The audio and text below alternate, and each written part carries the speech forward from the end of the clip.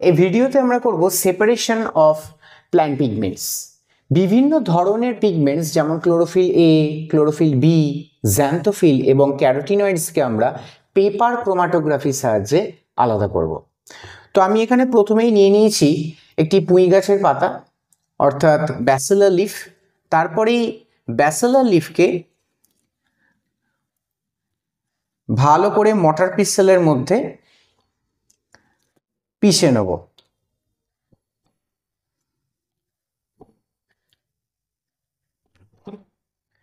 পেশার জন্য ব্যবহার করব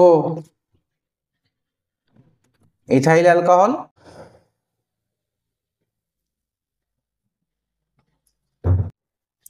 ভালো করে এটাকে পিষতে হবে মটার পিসেলের মধ্যে।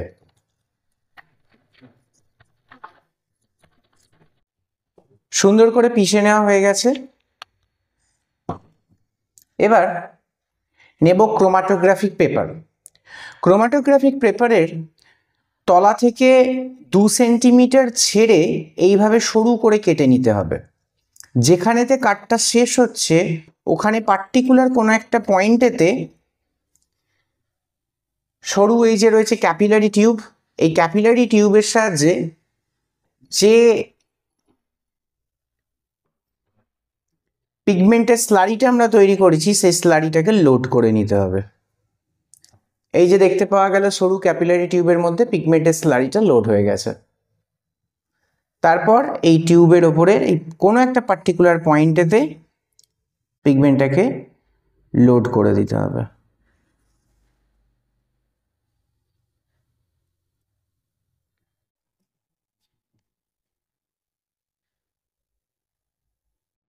বারবার একই পয়েন্টে পিগমেন্টকে লোড করতে হবে। একটাই পয়েন্টে বারবার পিগমেন্টকে লোড করে সেই পার্টিকুলার পয়েন্টে পিগমেন্টের কনসেন্ট্রেশনকে বাড়াতে হবে। এইভাবে পিগমেন্ট লোড করে নিতে হবে এবং এই পার্টিকুলার পয়েন্টে যখন পিগমেন্টগুলো চলে এলো তারপর পেপারটাকে কিছুক্ষণ রেখে দিতে হবে বা হেয়ার ড্রায়ারের সাহায্যে এই পার্টিকুলার পয়েন্টটাকে একটু শুকিয়ে নিতে হবে, যাতে যে সলভেন্টটা রয়েছে, আমি ইথাইল অ্যালকোহল ইউজ করেছি, সেই সলভেন্টটা যাতে পুরোপুরি ইভাপোরেট হয়ে যায়।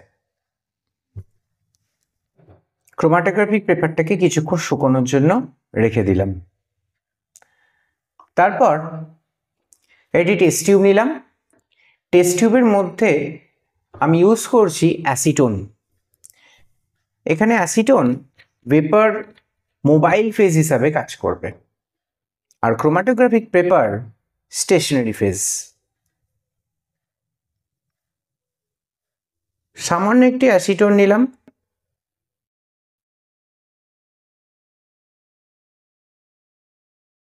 এবং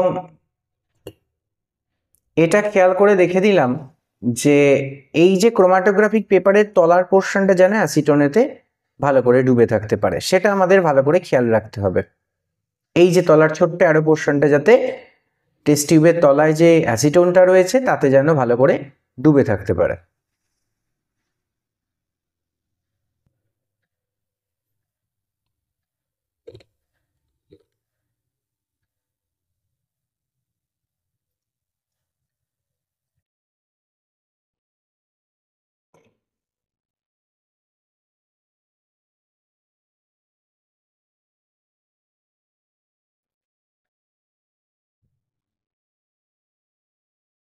এবার এই যে অ্যাসিটোন নিয়ে নিয়েছি, এই অ্যাসিটোনের যে টেস্ট টিউব রয়েছে টেস্ট টিউবের ভেতরেতে ক্রোমাটোগ্রাফিক পেপারটা, যেটা অলরেডি সলভেন্ট বেশ কিছুটা শুকিয়ে গেছে, সেটাকে প্রবেশ করিয়ে দিলাম।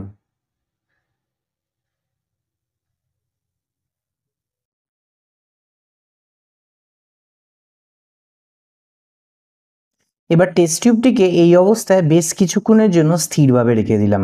অর্থাৎ এখানেতে পিগমেন্ট অ্যাসিটোন ডিজলভ হয়ে গিয়ে ক্রোমাটোগ্রাফিক পেপারের উপর রান করছে এবং আমরা দেখব এখানেতে যে 4টে পিগমেন্ট অলরেডি ইয়েলো কালারের একটা হালকা আভা দেখতে পাচ্ছি, যেটা জ্যান্থোফিলের, সেটা অনেকটা সেপারেট আউট হয়ে গেছে এবং chlorophyll A, chlorophyll B, xanthophyll এবং ক্যারোটিনয়েডসের সুন্দর কালার বেশ কিছুক্ষণ পর আমরা উপর দিকে দেখতে পাবো। তো এইভাবে সেটআপটাকে অনেকক্ষণ রেখে দিলাম যতক্ষণ না পর্যন্ত তার একটা সার্টেন হাইট অ্যাচিভ করে নিচ্ছে। টেস্ট টিউব থেকে ধীরে ধীরে আমি ক্রোমাটোগ্রাফিক পেপারটাকে বাইরে বার করে নিলাম। ক্রোমাটোগ্রাফি পেপারেতে আমরা দেখতে পাচ্ছি বিভিন্ন ধরনের পিগমেন্টগুলো একে অপরের থেকে আলাদা হয়ে গেছে।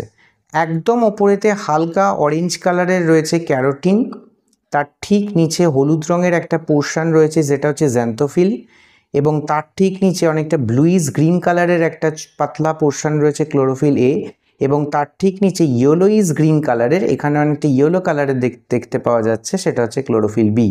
এইভাবে বিভিন্ন পিগমেন্টগুলো একে অপরের থেকে সেপারেট হয়ে গেছে।